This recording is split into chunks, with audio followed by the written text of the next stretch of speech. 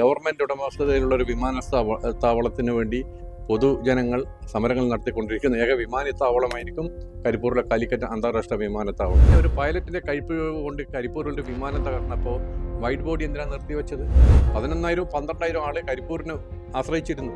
കരിപ്പൂരിൽ നിന്ന് ഹജ്ജിന് പോയിരുന്നു. ഇപ്പോൾ 1000 1100 ആൾക്കാരാണ് വർഷത്തിൽ പോകുന്നത്. ജനങ്ങൾ പേടിച്ചു പോയി. വർഷങ്ങളോളമായിട്ട് MLA-യും MP-മാരായി ഇരിക്കുന്ന ആൾ, പ്രത്യേകിച്ച് കരിപ്പൂരിന്റെ ചുറ്റുപാടുള്ളവർ, അവരെല്ലാം മൗനം അവലംബിക്കുന്നത് ഒരിക്കലും നീതീകരിക്കാൻ പറ്റൂല. നമസ്കാരം. കേരളത്തിലെ ഏറ്റവും പ്രധാനപ്പെട്ട വിമാനത്താവളങ്ങളിൽ ഒന്നായിട്ടും കോഴിക്കോട് അന്താരാഷ്ട്ര വിമാനത്താവളത്തിന് നേരെ നടക്കുന്ന അവഗണനകളിൽ വലിയ പ്രതിഷേധമാണ് ഉയരുന്നത്. ഇപ്പോൾ കരിപ്പൂർ ഹജ്ജ് എംബർക്കേഷൻ പോയിന്റ് അടക്കം നിർത്തലാക്കാനുള്ള തീരുമാനത്തിനെതിരെ കൊണ്ട് വലിയ പ്രതിഷേധവുമായി രംഗത്ത് വരികയാണ് മലബാർ ഡെവലപ്മെന്റ് ഫോറം. ചില സ്വകാര്യ വ്യക്തികളുടെ താല്പര്യങ്ങൾ സംരക്ഷിക്കുന്നതിന് വേണ്ടിയാണ് ഇത്തരത്തിൽ കേരളത്തിൽ ഏറ്റവും അധികം ഹജ്ജ് തീർത്ഥാടകരടക്കം യാത്ര ചെയ്തിരുന്ന ഒരു വിമാനത്താവളത്തെ പാടെ അവഗണിക്കുന്ന ഒരു സമീപനം ഉണ്ടായിട്ടുള്ളത് എന്നും ഇത് കോഴിക്കോട് അന്താരാഷ്ട്ര വിമാനത്താവളത്തെ തകർക്കുന്നതിന് വേണ്ടിയിട്ടുള്ള ശ്രമങ്ങളാണ് എന്നും മലബാർ ഡെവലപ്മെന്റ് ഫോറം ആരോപിക്കുന്നുണ്ട്. ഇപ്പോൾ ഈ വിഷയത്തെക്കുറിച്ച് നമ്മളോട് പ്രതികരിക്കുന്നത് മലബാർ ഡെവലപ്മെന്റ് ഫോറം പ്രസിഡന്റ് ആയിട്ടുള്ള KM ബഷീർ സാറാണ്. ഞങ്ങൾ 2014 മുതൽ ഈ ഫീൽഡിൽ മലബാർ ഡെവലപ്മെന്റ് ഫോറം നിരവധി സമരങ്ങൾ നയിച്ചിട്ടുണ്ട്. ഡൽഹി ജന്തർ മന്ദറിൽ പ്രവാസികളെ ഗൾഫിൽ നിന്ന് കൊണ്ടുവന്നിട്ട് വരെ വലിയൊരു സമരം നയിച്ചിട്ടുണ്ട്. നിരവധി സമരങ്ങൾ. ലോകത്തിൽ ആദ്യമായിട്ടായിരിക്കും ഒരു വിമാനത്താവളം, ഗവൺമെന്റ് ഉടമസ്ഥതയിലുള്ള ഒരു വിമാനത്താവളത്തിന് വേണ്ടി പൊതുജനങ്ങൾ സമരങ്ങൾ നടത്തിക്കൊണ്ടിരിക്കുന്ന ഏക വിമാനത്താവളമായിരിക്കും കരിപ്പൂരിലെ കാലിക്കറ്റ് അന്താരാഷ്ട്ര വിമാനത്താവളം. അതുതന്നെ ഒരു റെക്കോർഡാണ്. പല സമരങ്ങളും ഞങ്ങൾ വിജയം കണ്ടിട്ടുണ്ട്. ഇതിനെ തകർക്കാൻ വൈറ്റ് ബോഡി അനാവശ്യമായി നിർത്തി. ഒരു പൈലറ്റിന്റെ കൈപ്പിഴവ് കൊണ്ട് കരിപ്പൂരിൽ വിമാനം തകർന്നപ്പോൾ വൈറ്റ് ബോഡി എന്തിനാണ് നിർത്തിവെച്ചത്? അത് തന്നെ കരിപ്പൂരിനെ തകർക്കാന്നുള്ള ലക്ഷ്യമല്ലേ? നമ്മുടെ റോഡിൽ കൂടെ ചെറിയ ട്രക്കും വലിയ ട്രക്കും 40 ഫൂട്ട് ട്രെയിലറൊക്കെ പോകുന്നുണ്ട്. ഇപ്പോൾ എന്തെങ്കിലും ഒരു അപകടം നടന്നാൽ ട്രെയിലർ, വലിയ 40 ഫൂട്ട് ട്രെയിലറൊക്കെ നിർത്താമെന്ന് പറഞ്ഞാൽ അസംബന്ധമല്ലേ? എന്ത് സയൻറ്റിഫിക്കൽ ലോജിക്കാണ് ആ ഉത്തരവിനുള്ളത്? അപ്പോൾ അത് സ്വകാര്യ മേഖലയുള്ള എയർപോർട്ടിനെ, നെടുമ്പാശ്ശേരിയെയും കണ്ണൂരിനെയും സഹായിക്കാനുള്ള ഉദ്യോഗസ്ഥ തലത്തിലുള്ള നീക്കം. അതിൻ്റെ പിന്നിൽ കണ്ണൂരിൽ ഇൻവെസ്റ്റ് ചെയ്ത പല കറുത്ത കാര്യങ്ങളും പ്രവർത്തിച്ചിട്ടുണ്ടെന്ന് വ്യക്തമാണ്.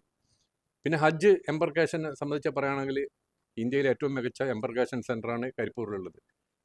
ലക്നൗ കഴിഞ്ഞാൽ ഏറ്റവും മികച്ച ഹജ്ജ് ഹൗസാണ് കരിപ്പൂരിൽ. കോടികൾ ചെലവാക്കി വനിതകൾക്കായി പ്രത്യേക കെട്ടിടവും പണിതു. അതിനോടനുബന്ധിച്ച് നെടുമ്പാശ്ശേരിയിലാണെങ്കിൽ ടെമ്പററി ടെൻറ്റ്, നിലത്ത് പലക അടിച്ചിട്ടാണ് ആളുകൾ കിടക്കുന്നത്. ഞാൻ ഈ തവണ അവിടെ ഗസ്റ്റായിരുന്നു. എനിക്കത് കാണാൻ പറ്റി. ജനങ്ങളൊന്ന് രാത്രി ഉറങ്ങാതെ നടന്നു കളിക്കുക ചുറ്റും. എന്നിട്ട് ഞങ്ങൾ ഹോട്ടലെടുത്ത് താമസിക്കട്ടെ എന്ന് ചോദിച്ചപ്പോൾ എംബർക്കേഷനിൽ എത്തിക്കഴിഞ്ഞാൽ പോകാൻ പാടില്ലല്ലോ. അപ്പോൾ അവർ കഷ്ടപ്പെടുകയായിരുന്നു അവിടെ. അപ്പോൾ ഈ സൗകര്യം വെച്ച് എന്തിനാണ് കരിപ്പൂർ തകർത്തിയത്? കണ്ണൂരിൽ നിന്ന് ജിദ്ദയിലേക്കും കരിപ്പൂരിൽ നിന്ന് ജിദ്ദയിലേക്കും എയറോനോട്ടിക്കൽ മൈൽ ഈക്വലാണ്. 2-3 നോട്ടിക്കൽ മൈൽ, അതായത് ഒരു നഖത്തിൻ്റെ ഈ എൻഡിൻ്റെ വ്യത്യാസം പോലും ഇല്ലാത്ത ചെറിയ ഡിഫറൻ്റേ ഉള്ളൂ. 4 നോട്ടിക്കൽ മൈൽ മാത്രമേ ഡിസ്റ്റൻസ് ഉള്ളൂ കരിപ്പൂർ ടു ജിദ്ദ. അപ്പോൾ 43,000 രൂപ കരിപ്പൂരിലെ ഹജ്ജ് യാത്രക്കാർ അധികം കൊടുത്തു 3 വർഷം മുമ്പ്. എല്ലാ ഹജ്ജിനും കരിപ്പൂരിൽ നിന്ന് അധിക ടിക്കറ്റ്. അത് ടെൻഡറിൻ്റെ ഇഷ്യൂ ആണെന്ന് പറയും. ടെൻഡർ കൊടുക്കുമ്പോൾ നോക്കണ്ടേ? സൗദി എയറിനും എയർ ഇന്ത്യക്കും മറ്റുള്ള വിമാന കമ്പനികളൊക്കെ ഇൻവോൾവ് ചെയ്യിക്കാനുള്ള നടപടി ആരാ സ്വീകരിക്കേണ്ടത്?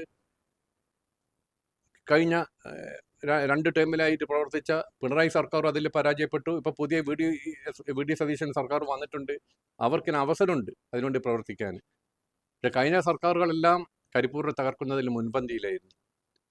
ടെൻഡർ കൊടുക്കുമ്പോൾ എല്ലാ വിമാന കമ്പനികളെയും സൗദി എയർലൈൻസിലൊക്കെ ഇൻവോൾവ് ചെയ്യിക്കുകയാണെങ്കിൽ ഈ തട്ടിപ്പ് അവസാനിക്കും. ഒരേ ദൂരം Kannur to Jeddah, Karipur to Jeddah. അപ്പോൾ അന്ന് 320 വിമാനം തന്നെ ആയിരുന്നു കരിപ്പൂരിൽ നിന്ന് കണ്ണൂരിൽ നിന്ന് ഉപയോഗിച്ചത്. അതേ സെയിം ടൈം കരിപ്പൂരിൽ നിന്ന് 43,000 കൂടുതൽ. ഇപ്പോൾ എല്ലാ വർഷവും കരിപ്പൂരിൽ ടിക്കറ്റ് കൂടുതൽ ആക്കിക്കൊണ്ടിരിക്കുകയാണ്. കൂടുതൽ നൽകേണ്ട ഗതികേട്. അതുകൊണ്ട് തന്നെ 11,000 12,000 ആൾ കരിപ്പൂരിന് ആശ്രയിച്ചിരുന്നു. കരിപ്പൂരിൽ നിന്ന് ഹജ്ജിന് പോയിരുന്നു.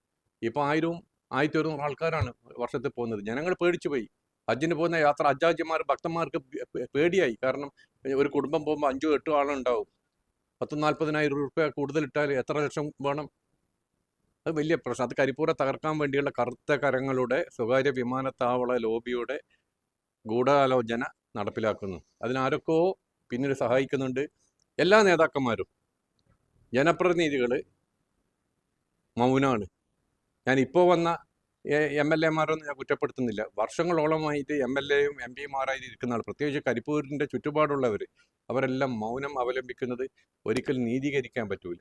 ഇതിനെതിരെ ജനങ്ങൾ പ്രതികരിക്കണം, ശക്തമായി രംഗത്തിറങ്ങണമെന്നാണ് എനിക്ക് പറയാനുള്ളത്.